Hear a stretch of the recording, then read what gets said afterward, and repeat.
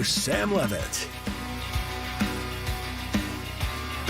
San Diego Padres baseball coming up on 97.3 The Fan and the Padres Radio Network. Today, the Padres take on the Kansas City Royals in the opener of a 3-game series. Our starting pitching matchup today for the Royals, right-hander Michael Wacha, and for the Padres, right-hander Dylan Cease. Hi, good everyone. Sam Levitt inside our San Diego studios. First pitch coming up at 5:10 p.m. at Kauffman Stadium in Kansas City. Coming up in the next 50 minutes, you'll hear from Padres manager Mike Shildt. We'll check in with Tony Gwynn Jr. in just a few minutes, and a little bit later we hear from Padres reliever Jeremiah Estrada. But first, let's set the table, brought to you by Fraser Farms Market. Set your table with the highest quality of natural and organic products from Fraser Farms Market, a San Diego original since 1971 with 3 locations, La Mesa Vista and Oceanside. Padres enter with a record of 30-29. Padres have won 7 of their last 9 series. They just took 2 out of 3 from the Marlins. They are 16-12 in their last 28 games. Meanwhile, the Royals are 35-23. They currently sit in second place in the American League Central behind the Cleveland Guardians. Royals have lost 4 out of their last 5 games. They just dropped 3 of 4 to the Twins on the road. This most recent 5-game span came after an 8-game winning streak. So the Royals struggling a little bit lately, but overall, again, 35-23 on the year. Before we turn our full attention to today's game, let's take a quick look back. How did the Padres fare in their last game? Let's take a look back with our Padres Rewind. Presented by Hamul Casino. With thrilling slots and tables and all the best rewards, Hamul Casino has all the fun you're looking for. Hamul Casino. Fun above all else. On Wednesday at Petco Park, the Marlins had a 3-0 lead heading to the bottom half of the third. All those runs allowed by Yu Darvish. Marlins starter Braxton Garrett took the mound for the bottom half of the third. Ha-Sung Kim led off. 3 runs on 6 hits. Kim sends this one in the air to deep left field. Gordon's back on the track at the wall. Gonna go! Home run, Ha-Sung Kim. Number 7. And the Padres are on the board. It's 3-1. For a moment, it looked like the Padres could rally back in this one. Yu Darvish came out of the game after just 3 innings and 66 pitches. We later learned that Darvish was dealing with hamstring tightness. We'll hear more on that from Mike Shildt coming up a little bit later. The Marlins rallied in the 5th inning against Stephen Kolek. Josh Bell hit a leadoff double. He was still on second base for Jake Berger. 0-1. The pitch. Berger swings, lines it into center field, base hit. Charged by Merrill. Bell's being waved. Here's the throw to the plate. It's in foul territory up the third base line. Bell scores. Berger goes into second, and the Marlin lead is 4-1. Marlins would end up scoring 3 runs on 6 hits in that inning, all charged to Stephen Kolek. Although Enyel De Los Santos came in and did allow 3 of the hits, Marlins led 6-1 after 5. Jesus Sanchez hit a solo home run against De Los Santos in the top of the 6th inning to make it 7-1. Jazz Chisholm Jr. hit an RBI triple in the top of the 7th against Johnny Brito to make it 8-1. Marlins got another run in the 9th inning. The final score on Wednesday, Marlins 9, Padres 1. Padres still did win 2 out of 3 against Miami. They went 3-3 on their homestand against the Yankees and the Marlins. And now the Padres going back on the road. A 6-game trip beginning here today. 3 against the Royals and 3 in Anaheim against the Angels. As we get ready for first pitch coming up at 5:10, let's go to KC. Let's go inside the Padres broadcast booth for a deep dive on today's matchup from Tony Gwynn Jr. in our Padres game preview on the Padres Radio Network. We go out to Kauffman Stadium. We're joined by Tony Gwynn Jr. as we get ready for this series and road trip opener. And Tony, let's start with the weather in Kansas City right now, because I know the tarp was on the field earlier today, some rain earlier in the day. How's the weather in the field looking right now? There's no tarp on right now. They're doing the celebrity softball game. So right now, all systems seem to be a go. And Padres and Royals will look like they'll be able to at least get started here tonight. Celebrity softball game. What celebrities are there? Any names we know? There's some big ones here. Really? What we got? We got Sheryl Crow is out here. We got, what's Rudd's first name? Paul. Actor. Paul Rudd is out here. Jason Sudeikis is out here. Okay. We got Weird Al Yankovic out here. I mean, there's some celebs out here for sure. Okay. Well, speaking of celebrities, before we get to baseball here tonight, there were really a crew of celebrities, I would say, based on Jesse Agler's Instagram yesterday. Went to get some barbecue last night for dinner. I'll tell everybody what the crew was. Dave Marcus, Bob Scanlon, Tony Gwynn Jr., Jesse Agler, and Mark Grant. So where did you go? How was the barbecue? I saw on Jesse's Instagram just maybe the biggest rack of ribs I've ever seen. How was it, Tony? It was phenomenal. And I don't get you. First of all, barbecue is a sacred thing in the Gwynn family. And if it's not good, it's just not good. This place was, top notch. Top notch. I had burn-ins. I had some ribs. I had some dirty rice. I had some French fries. It was epic. It was so good. I'm glad. It looked really, really good. And I lived in St. Louis for a few years, so I know that Midwest barbecue. So, you know exactly what we're talking about there. You can get some very, very good ribs. So I'm glad you all had a good time and looked like good company, too, with everybody there on the road. Let's talk a little baseball. The Padres starting this road trip. Tony, the road has been very friendly to this team, especially offensively. I'm not going to go over the numbers right now, the runs per game on the road versus at home. But to you, what has been the difference with this team on the road compared to at home in a really overall sense? They've played better. I don't really have a good explanation for why they played better on the road than they have, but it's been a different team. They have played cleaner on the road, far less errors. The offense, I think, has been better in particular. I think the starting pitching has been about the same at home and about the way, but I think in those two areas, in terms of playing clean defensively and the offense just being better, overall, I think that has played a part in why they've been better on the road than they have at home. Tony, let's talk about this starting pitching matchup here today. We begin with Dylan Cease on the mound for the Padres. A 6.61 ERA. In his last three starts, he hasn't been as dominant as we saw really for about a month or so before the last three. To you, what's been the difference for Cease these last few outings as compared to when he was really in that dominant stretch? I know this sounds like a broken record, but it's fastball command. His slider, because you notice he's still getting his punch outs, right? Because his slider's still that good, but a lot of times he's pitching from a disadvantage because he's been behind. And he's thrown a few, bad breaking balls, but that happens that happens probably every start. But I think for me, it's been the fastball command that has not been as good in his last few outings than it was when he was on that run where he was pretty much unhittable. The other side of this pitching matchup on the mound for the Royals, right-hander Michael Wacha, 3-1, a 2.52 ERA in his last four starts. Obviously somebody the Padres know very, very well from his time in San Diego last season. He's throwing that changeup a lot once again. Tony, what are the keys offensively tonight against a guy like Michael Wacha? You want to see where his command is as well, that fastball command. He likes to throw it at the top of the zone, so you're going to have to be leery of chasing up out. But we've seen with Wacha as well in his time here last year when his fastball command isn't as good. It makes the changeup less effective, which is his best pitch, and that's the starts that he probably got himself into trouble. So if I'm the Padres, I'm kind of scoping that out, see where his command is early. I'm trying to avoid chasing the heater out of the zone, and you're just going to have to compete with that changeup because he can throw it really any time, any count.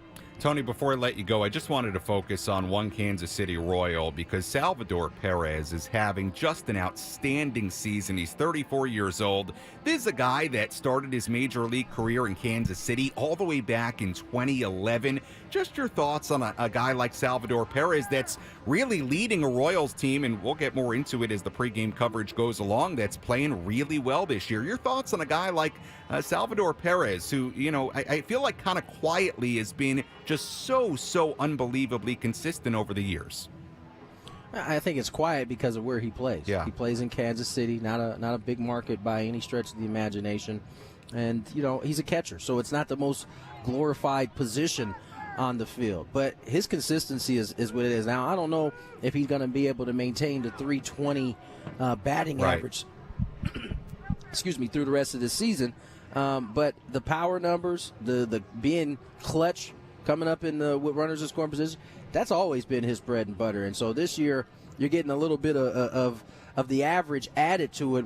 He had a bunch of home runs the last couple of years. So that's not that much a surprise as it is seeing him hitting 320 right now. But he's always been that type of player for this Royals organization. Yeah, so interesting to think about sort of the eras of Royals baseball he's been through winning the World Series and now leading really this young group of players that's playing really well right now. Royals have been one of the better teams in the American League from opening day on. Tony, as always, appreciate the time. We'll talk to you and Jesse coming up at the top of the hour. Thanks so much.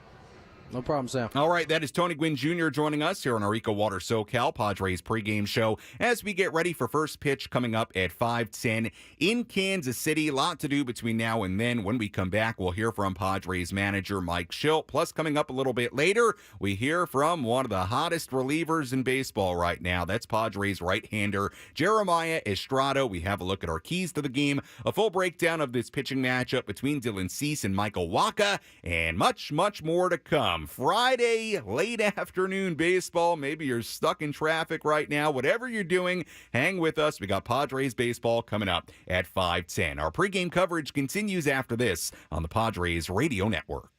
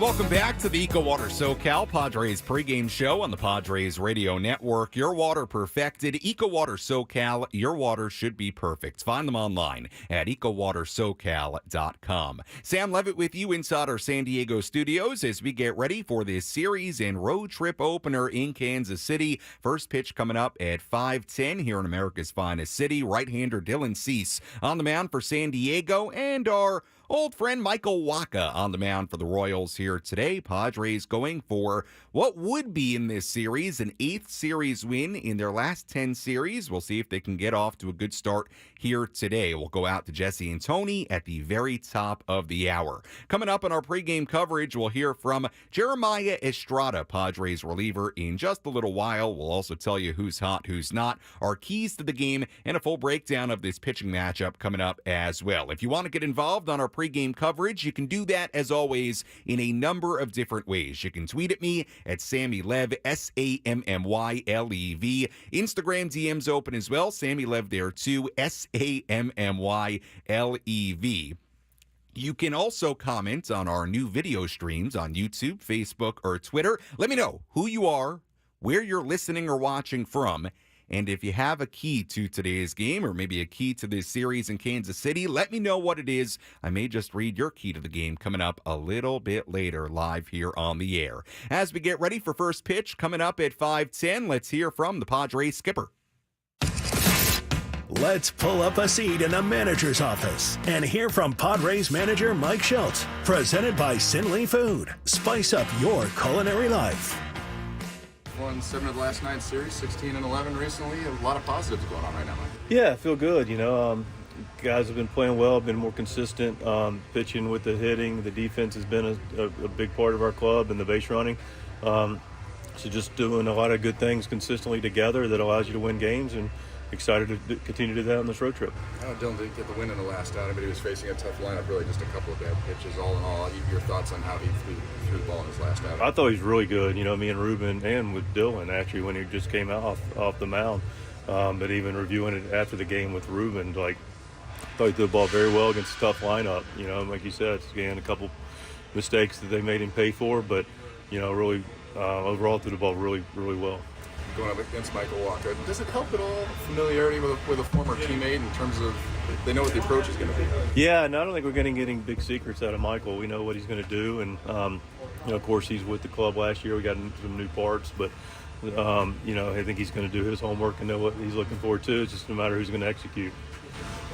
Does it help at all knowing that he's going to go with a lot of soft, or because it's a changeup, it's such a nasty pitch, there's not a whole lot you can do against it? I think it helps to know what he's going to do, and now, like I said, it's a matter of getting the pitches we want to swing at and having the right approach to go with it. Team dinner last night for the boys on the day off. I mean, it seems like this clubhouse has really been tight-knit.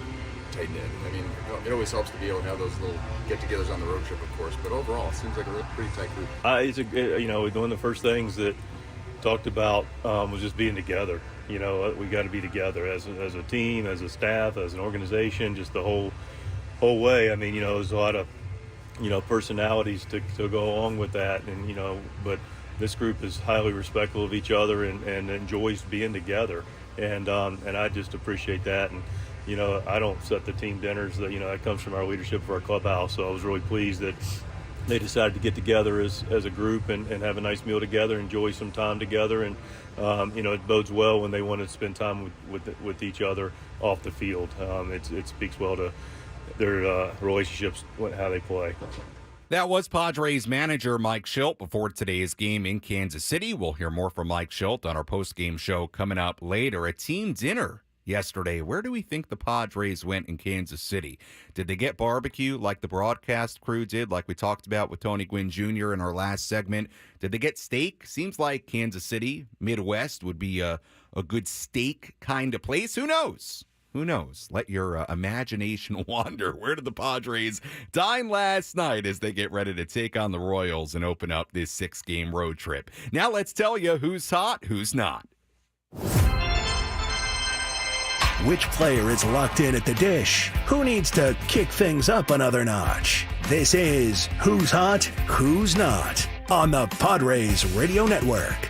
We take a look at the hot category. Let's begin with Luis Arraez. His last 14 games, batting .319 with a .938 OPS in that span, in the midst of a 5-game hitting streak right now. Donovan Solano not in the starting lineup today against the righty, but Solano worth noting, batting .389 since joining the Padres in early May, a span of 36 at-bats now. For the Royals, Bobby Witt Jr., one of the really, really great young stars in baseball. We'll get to see him this weekend, hitting .383 in his last 11 games with a .766 slugging percentage, 9 extra base hits, 17 RBIs in the last 11 games. The not category, let's start with the Padre. Luis Campusano, 0 for 4 on Wednesday, just 3 for his last 35 in a span of 11 games. And in the not category for the Royals today, let's take a look at the bottom 4 of the Royals lineup because it's not particularly impressive. MJ Melendez batting .176, Adam Frazier batting .211, Hunter Renfroe batting .169, Kyle Isbell batting just .214. Now the top 5 in their lineup, Garcia, Witt, Pasquantino, Perez, Velasquez, they're more impressive, but at bottom 4, and you look at their recent numbers, nobody really tearing the cover off the ball. So that might be a part of the lineup today for Dylan Cease and the Padres bullpen that they could take advantage of. We'll see how it all works out, but that's a look at who's hot, who's not as we get ready for this series opener in Kansas City. When we come back, we'll hear a little bit more from Mike Schilt. We'll get the update on Yu Darvish. He came out of Wednesday's start with hamstring tightness, so we'll get the update on that. We'll also take a full look at the out-of-town scoreboard, give you our keys to the game, and we hear from one of the more electric relievers in all of baseball right now, Padres right-hander Jeremiah Estrada. First pitch coming up at 5:10 in Kansas City. Our pregame coverage continues after this.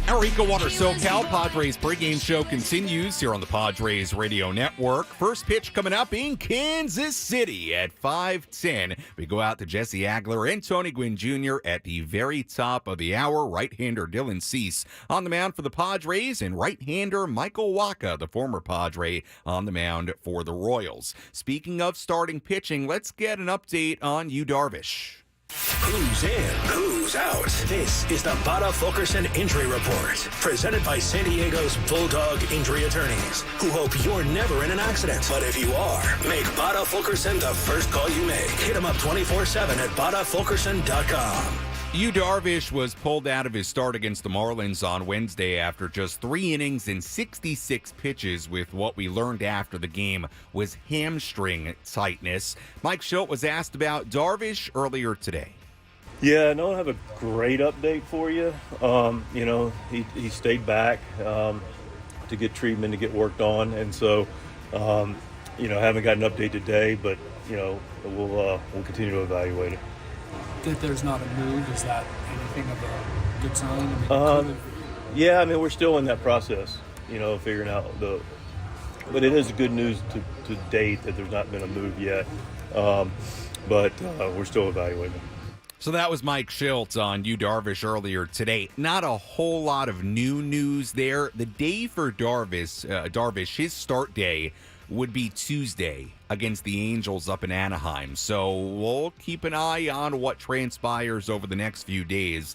The obvious choice, if the Padres did need a spot starter, you would suppose Randy Vasquez would be a candidate. They could go another direction, but again, they have not totally shut the door on Yu Darvish starting in Anaheim. So we'll see. Still a few days for the Padres to get it figured out and obviously monitor what Yu Darvish is feeling over the course of the next few days. But right now, really no news on that hamstring tightness that Yu Darvish experienced in the start on Wednesday.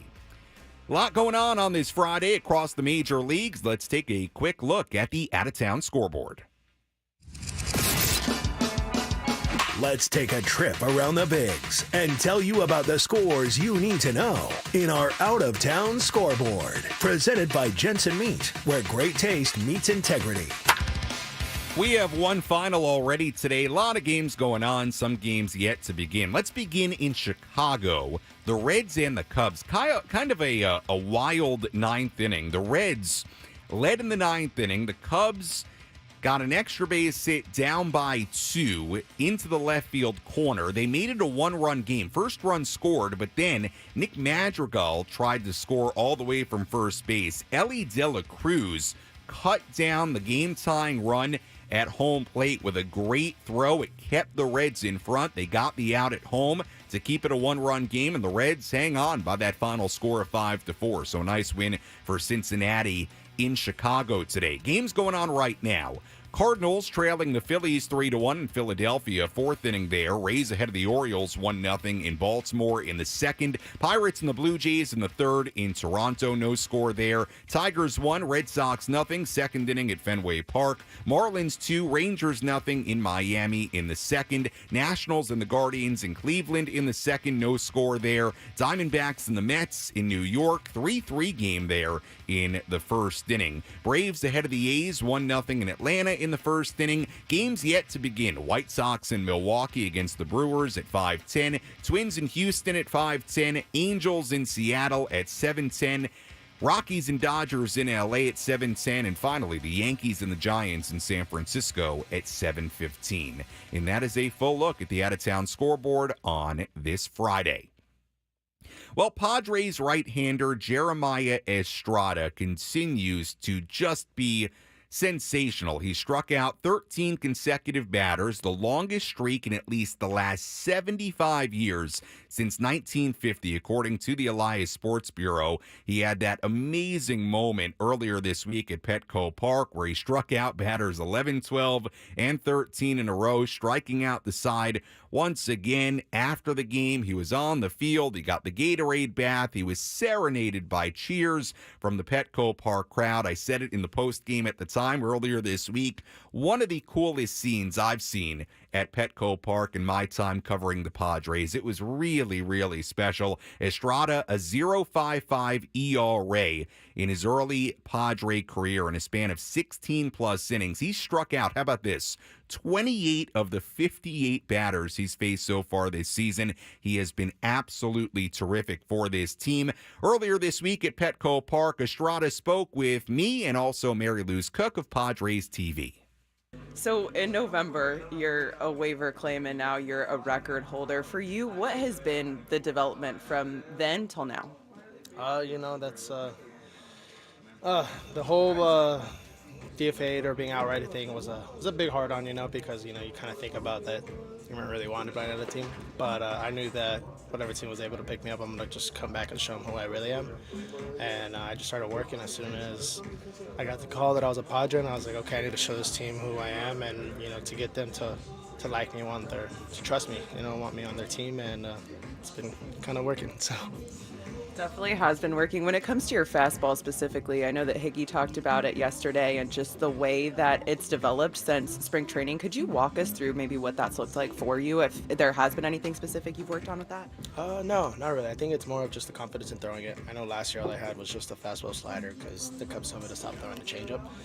But now that I have a changeup that I figured out myself and been working on, and it plays well with the fastball, and I know now as well, like I could kind of have more control with the fastball. It's been very good. There wasn't anything that I felt like I needed for the fastball. I just I trusted. Last year was just last year. This is a new year, and I knew that if I just have conviction with it and be able to go out there and throw and see what the hitters can do with it, that's been my mindset. And it's been working. So. You mentioned that word mindset, and I want to ask you, you're saying it, it was tough. I'm sure, what you went through last year. What has been your mindset and the key to staying mentally strong and leading you to have the success that you have had at this point? Just keep working. Like I've mentioned in the other interviews that it also depends on the team vibes, the locker room vibes, and I think that helps a lot because that gets you to feel confident and to know that you got a good set of guys behind you that are able to, like, if something was to go wrong one day, I know that I'd be comforted by guys who are like, hey, bro, it's all right, get up, get it next time, and it's a big bounce back moment, and it's exciting to know that whatever is going on right now, I still can't believe it. I woke up thinking like it was just another day of baseball. I'm not going to lie. It hasn't hit me yet, but just truly blessed. Last night, you get that Gatorade bath. It's announced at Petco Park that you've accomplished this record.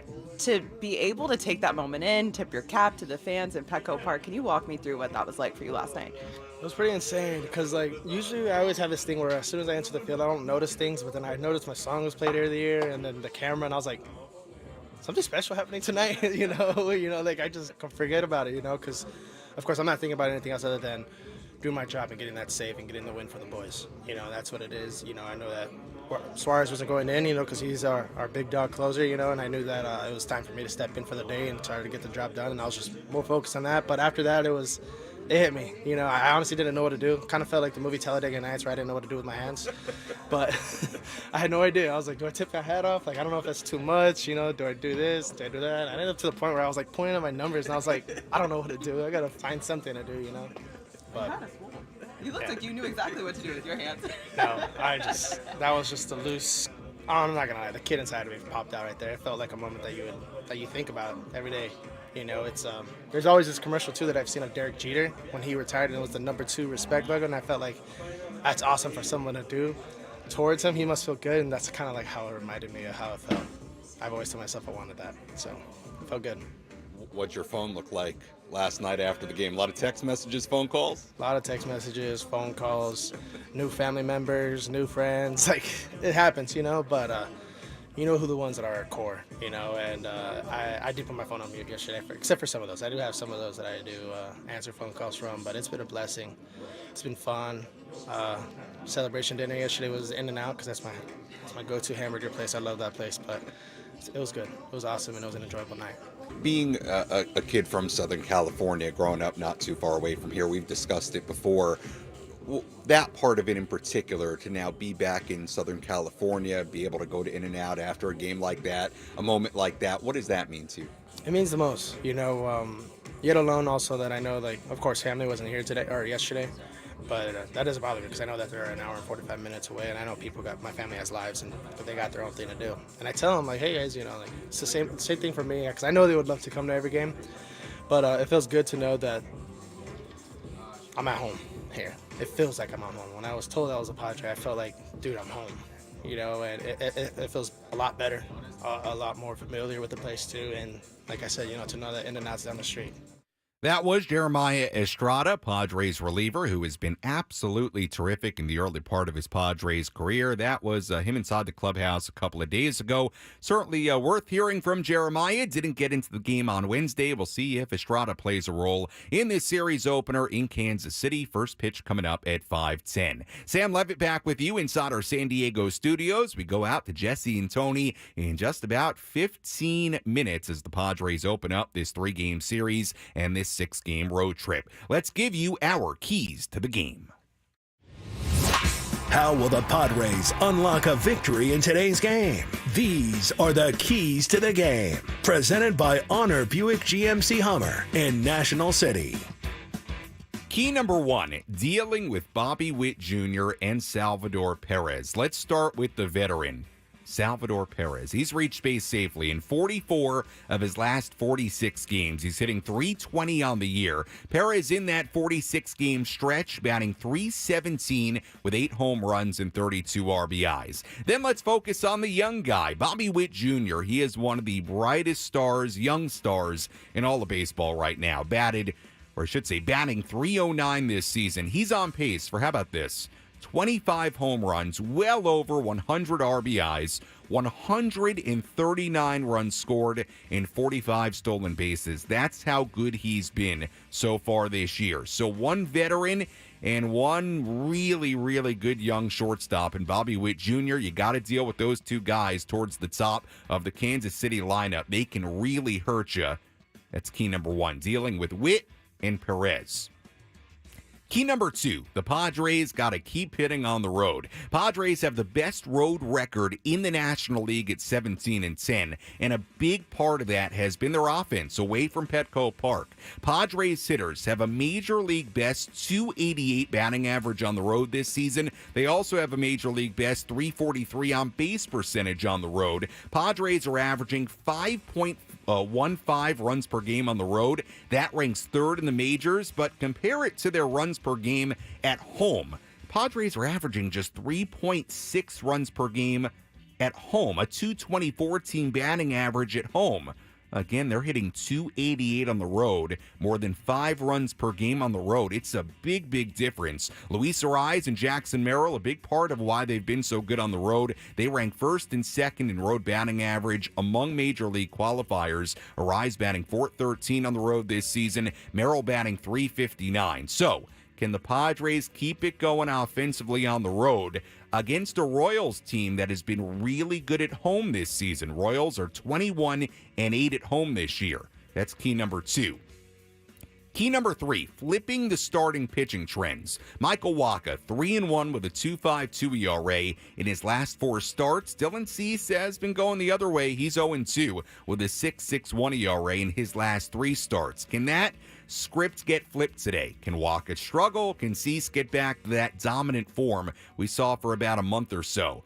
4 of the 6 home runs that Cease has allowed this season have come in the 3-start span. So keeping the Royals in the yard, a big key today for Dylan Cease. But flipping that script as far as the starting pitching goes here today, that's key number 3. And key number 4, keep the bullpen rolling. Last 13 games, the Padres bullpen has a 1.96 ERA and a Major League best 167 opponent batting average. Can the relievers keep it rolling on this road trip into Kansas City? That's key number 4, and that's a look at our keys to the game. First pitch coming up at 5:10 in Kansas City. When we come back, we zero in on a really important matchup in today's game. Plus, we have a full breakdown of this pitching matchup between Dylan Cease and Michael Wacha as the Padres open up this series in just a little bit in Kansas City. Plus, when we come back, we get you involved. If you want to tell me what your key to today's game is, you can do that in a number of different ways. You can tweet at me at SammyLev, SammyLev. Instagram DM's open as well. Same handle there at Sammy Lev. And you can comment if you're watching our pregame coverage on YouTube, Facebook, Twitter. Comment, what is your key to today's game? And I'll read some of those when we come back. First pitch at 5:10 in Kansas City on the Padres Radio Network.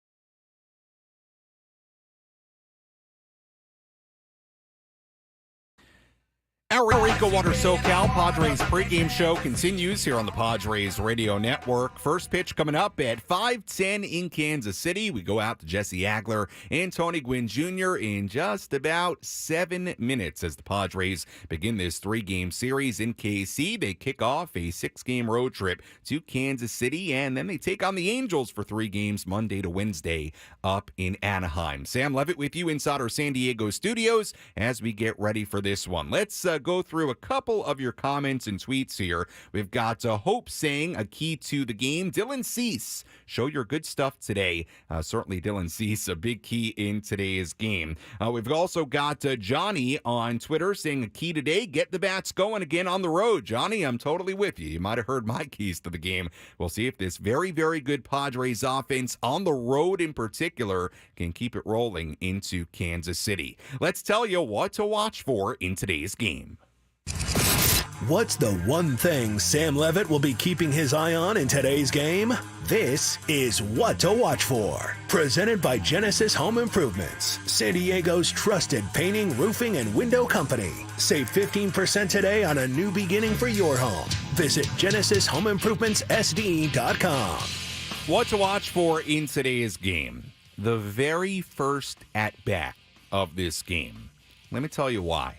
Luis Arraez is 4 for 13 in his career against Michael Wacha with 2 home runs against Wacha. Wacha is the only pitcher that Luis Arraez has 2 career home runs against. As we know, Arraez is not really a big-time home run hitter, but he's got 2 against Wacha. So what am I looking for in today's game? Well, can Luis Arraez do something crazy? Like hit a leadoff home run today against Michael Wacha, start this series on the right foot? We'll see. Keep an eye on that first at-bat of the game. Arraez against Wacha. 2 home runs against Wacha in his career for Luis Arraez. Again, the only pitcher he ever has hit 2 home runs against in his major league career. That's what to watch for in today's game. Speaking of Michael Wacha, let's dive into our pitching matchup between Wacha and Dylan Cease. Let's take a look at who's on the bump today with our starting pitching preview on the Padres Radio Network. Right-hander Dylan Cease on the mound for San Diego, 28 years old. He's 5-4, a 3.29 ERA, 11 starts, 65 2/3 innings so far this year. He struck out 82, walked 20. Last start against the Yankees, a little bit up and down. 6 2/3 innings, 4 earned runs given up, 8 hits. He's given up 4 home runs in his last 3 starts.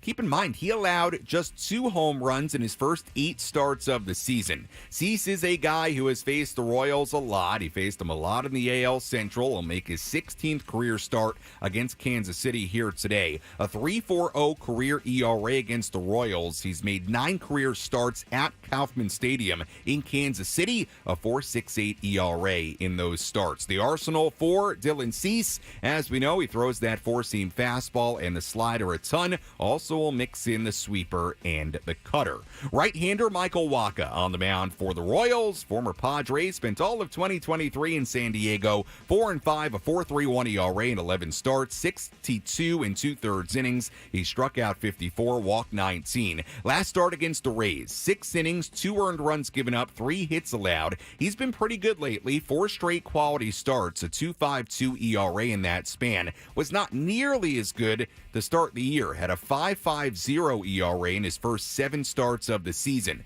This will be his 8th career start against the Padres. Traditionally, against the Padres, he's been very good. A 2.27 career ERA against San Diego. The arsenal for Michael Wacha: the 4-seam fastball, the sinker, the cutter, the curveball, the slider, and the changeup. And you might remember from Wacha's time with the Padres, he throws that changeup the most of any pitch. And that's a look at our starting pitching matchup today. Dylan Cease for the Padres and our old friend Michael Wacha on the mound for Kansas City.